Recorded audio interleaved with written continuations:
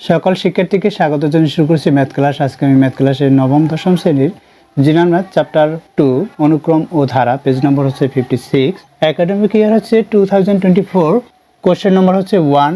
নিচের অনুক্রমগুলো সমান্তর, গুণোত্তর, ফিবোনাচি নাকি কোনোটিই নয়, কেন? সাধারণ প্রতিনিধি সহ ব্যাখ্যা করো।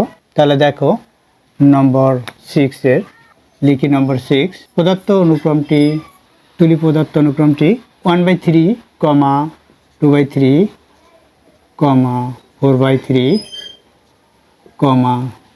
8/3, ডট ডট ডট ডট। দেখো এই প্রদত্ত অনুক্রমটি কোন ধরনের অনুক্রম ব্যাখ্যা দিচ্ছি। তাহলে লিখি ব্যাখ্যা। এটি কোন ধরনের অনুক্রম সেটা আমরা প্রথমে দেখব। দেখো প্রদত্ত অনুক্রমটি কোন ধরনের অনুক্রম সেটা ব্যাখ্যা দিচ্ছি।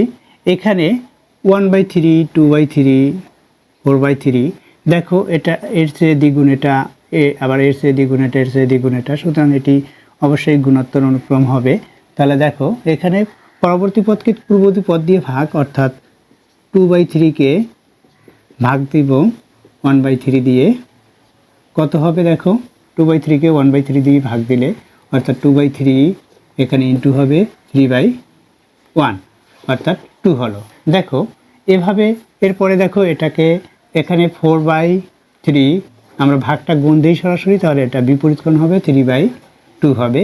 এখানেও দেখো 2 হলো, অর্থাৎ এই 3-কে এই 3 দ্বারা ভাগ করলে 1, 2 দিয়ে 4-কে ভাগ করলে 2 হবে, 2 হলো।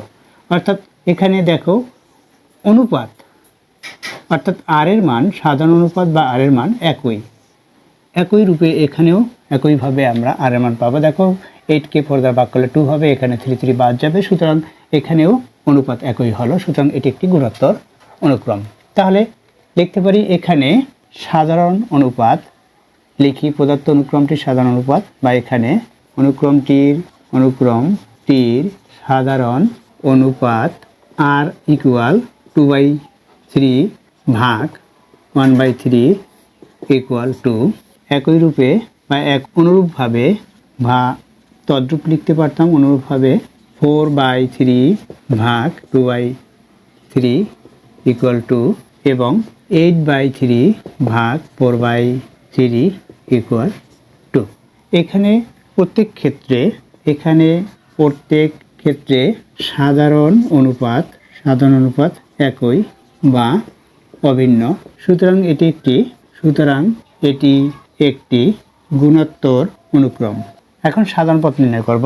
সাধারণ পথ নির্ণয় লিখি সাধারণ পথ নির্ণয়। এখানে অনুক্রমটির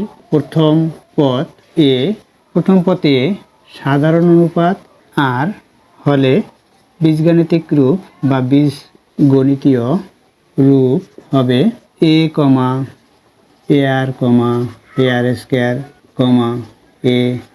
ar cube, dot dot dot dot. সুতরাং সাধারণ পথ লিখি বা nতম পদ। সুতরাং অনুক্রমটির nতম পদ n equal aq to the power বা r to the power n-1। অনেক সময় আমরা অনুপাতকে কিউ লিখতে পারি, r to the power n-1 equal, এখানে প্রথম পদ কী ছিল? 1/3, অনুপাত কী পেয়েছিলাম আমরা? 2, n-1। এটি নির্ণয় সাধারণ পথ, এটাই অ্যান্সার। নির্ণয় সাধারণ পথ আছে, এটা নির্ণয় সাধারণ পথ লিখলাম, এটা অ্যান্সার। আশা করি এটি বুঝতে পেরেছো। এতক্ষণ ম্যাথ ক্লাসের সাথে থাকার জন্য সকলকে ধন্যবাদ জানিয়ে আজকের মতো বিদায় নিচ্ছি।